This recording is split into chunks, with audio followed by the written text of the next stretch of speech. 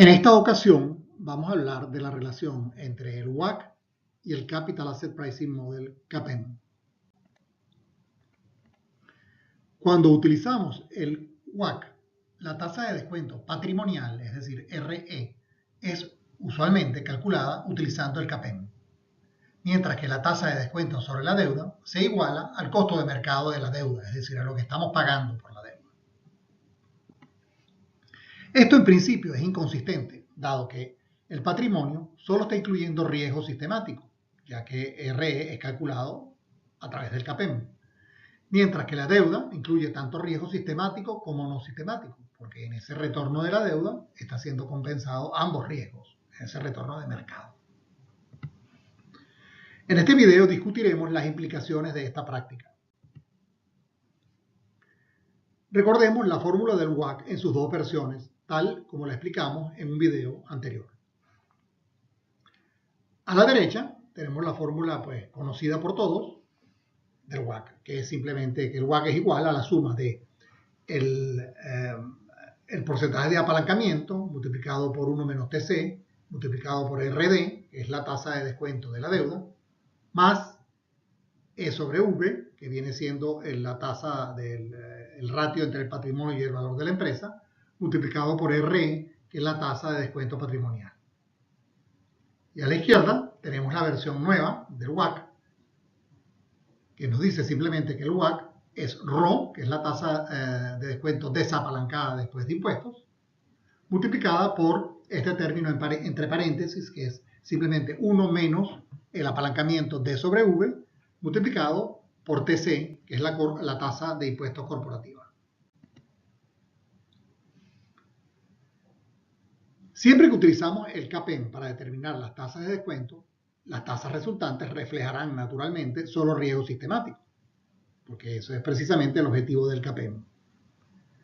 Por tanto, si queremos mantener consistencia cuando utilizamos el CAPM y el WACC en conjunto, todas las tasas que incluimos en el WACC deberían reflejar solo riesgo sistemático, deberían ser calculadas todas utilizando el CAPM. Es decir, RD, RE y RO deberían solamente reflejar riesgo sistemático.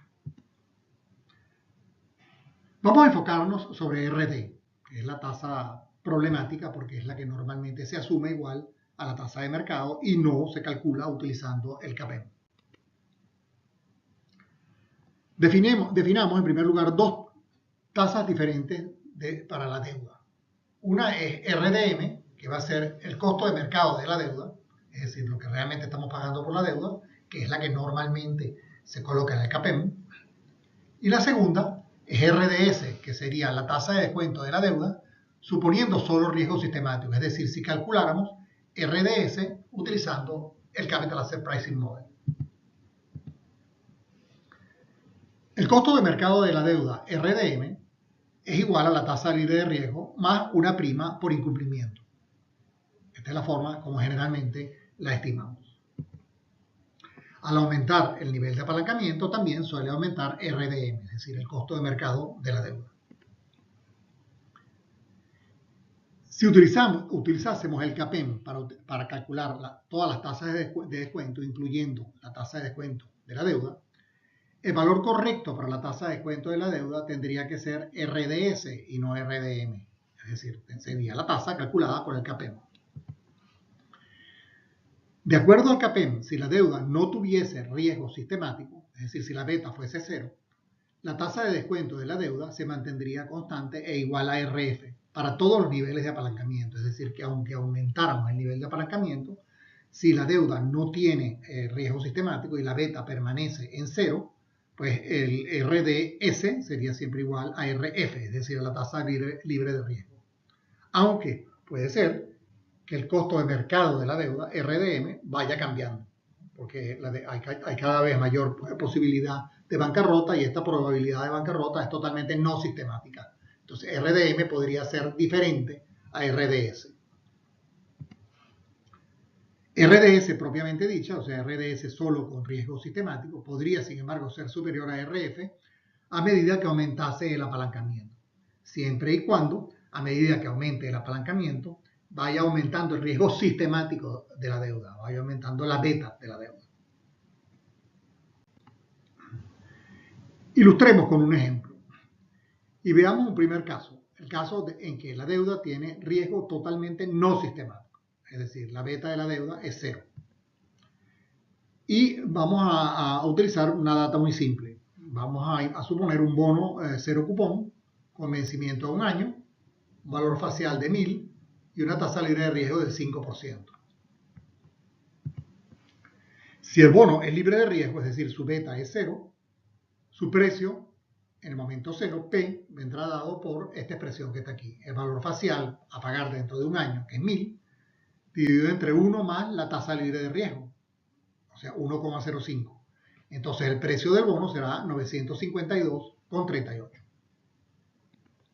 Imaginemos ahora que existe un 20% de probabilidad de incumplimiento, es decir, que el flujo de caja que se espera recibir dentro de 1 año no es necesariamente 1000, sino podría ser 0. Es decir, la empresa quebraría y no nos pagaría. Y habría un 20% de probabilidades de ese pago de 0. Por tanto, en el numerador ahora tendríamos que colocar no 1000, sino el valor esperado del flujo de caja. Y el valor esperado va a ser 0,8, 80% de probabilidades de que me paguen, multiplicado por 1000, más 0,2, 20% de probabilidades de que no me paguen, multiplicado por 0. Si eso lo descontamos a la tasa libre de riesgo, porque el bono no tiene riesgo sistemático, entonces ahora el precio del bono va a ser un poco menor, va a ser de 761,91. Podemos entonces calcular lo que se llama el retorno prometido del bono, que es simplemente, si me pagaran completo, si me pagan 1000 y pago por el bono 761,91, el retorno que yo obtendría es de 31,25%. Claro, ese retorno yo lo tendría solamente con el 80% de probabilidades. Esto sería el retorno prometido, es lo que también se conoce normalmente como el yield to maturity. Y que en este caso corresponde a RDM, que es el rendimiento de mercado del bono. Si calculásemos el retorno esperado tiene que ser 5% en este caso porque el riesgo sistemático es 0.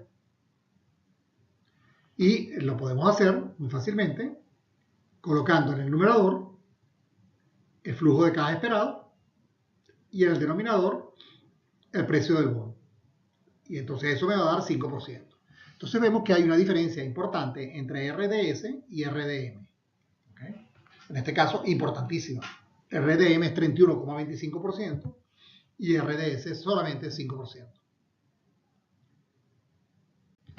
Podemos repetir el ejercicio suponiendo ahora que el bono tiene un cierto riesgo sistemático, es decir, que la beta del bono es 0,2. En este caso, tendríamos que reestimar la tasa de descuento del bono utilizando el CAPEM, y entonces lo hacemos y estimamos que la tasa de descuento del bono ahora es 6,6% en lugar de 5%. Dado que hay un 80% de probabilidades de pago y un 20% de probabilidades de impago, y la tasa de descuento ahora es 6,6%, entonces el precio del bono será 750,47.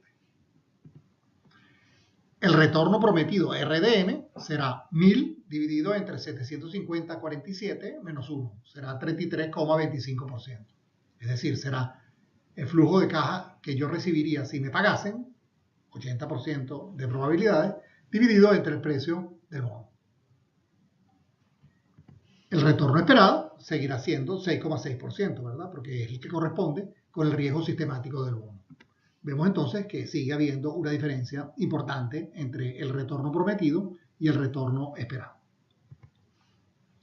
Ambos retornos aumentaron en comparación con el caso en que la beta del bono era 0, pero estos aumentos se deben exclusivamente a que hay un riesgo sistemático mayor. En el primer caso, el riesgo sistemático era 0, beta era 0. En el segundo caso, beta es 0,2. Ambos bonos tienen exactamente la misma probabilidad de incumplimiento.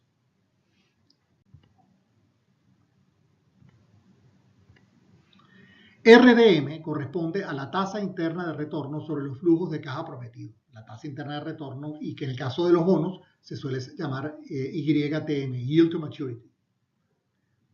Y este yield to maturity está afectado tanto por la tasa de descuento, el riesgo sistemático, como por la probabilidad de incumplimiento que afecta el numerador y los flujos de caja esperados. De acuerdo al CAPM, la tasa de descuento de la deuda tendría que ser RDS y no RDM, como suele suponerse. Solo cuando los flujos de caja prometidos y esperados son iguales, es decir, que la probabilidad de incumplimiento es cero, entonces RDM y RDS serán equivalentes, serán iguales. Ilustremos con otro ejemplo, un ejemplo pues más real. Tenemos a la empresa Petrobras, que emitió hace unos años, en el año 2003, unos bonos, septiembre 11 del 2003, con vencimiento julio 2 del 2013. La tasa de interés era de 9,125 anual fija, el cupón, y los cupones se pagaban semestralmente, en el 2 de enero y el 2 de julio. Para el día 2 de diciembre de 2004, sabíamos que el precio del bono en el mercado era de 116,033. Y el yield, es decir, RDM del bono, el retorno prometido, era de 7,191%. Ahora apliquemos el CAPM a este bono. Y supongamos que la prima de mercado, para efectos del CAPM, es 4,5%. La tasa libre de riesgo es 4,25%, que la beta del bono muy baja, 0,054%, y entonces el retorno esperado del bono aplicando el Capital Asset Pricing Model sería 4,49%, es decir, RDS sería 4,49%, en contraste con el yield de 7,191%. Vemos que para este valor esperado, para este retorno esperado, RDS de 4,49%, si descontamos los flujos de caja prometidos, nos daría un valor de 141,53, mientras que vemos que el valor de mercado es solo de 116,033. Hay un descuento en el valor que daría, descuento en el valor que se obtiene descontando a las dos tasas de descuento diferentes. Y este descuento, esta diferencia entre 141,53 y 116,033 supone precisamente la reducción de valor producto del riesgo esperado de incumplimiento. Concluyamos entonces. RE y RO son generalmente calculados utilizando el CAPM. Sin embargo, la tasa de descuento de la deuda suele igualarse al costo de mercado de la deuda que hemos llamado RDM. La razón de esta práctica es que los analistas consideran a RDM como una forma muy práctica de cuantificar los costos de bancarrota, simplemente a través de la prima por incumplimiento que afecta a RDM. En realidad, los costos de bancarrota son flujos de caja y deberían afectar al flujo de caja y no a la tasa de descuento. Es decir, que cuando utilizamos RDM como el coste de la deuda en el WACC, estamos de alguna manera cuantificando un efecto de flujo de caja a través de una modificación en la tasa de descuento. Por tanto, encontramos una importante inconsistencia. RE y RO solo incluyen riesgo sistemático, mientras que la tasa de descuento de la deuda, RDM, tiene un componente de riesgo no sistemático. Debemos entonces diferenciar entre el WACC práctico, que es el que suele utilizarse, y el WACC formal, que es el que desarrollaron Miller y Modigliani. Según el WACC formal, la tasa de descuento de la deuda sería igual a RDS y no a RDM. Y eso es todo lo que tenía que decirles por el día de hoy.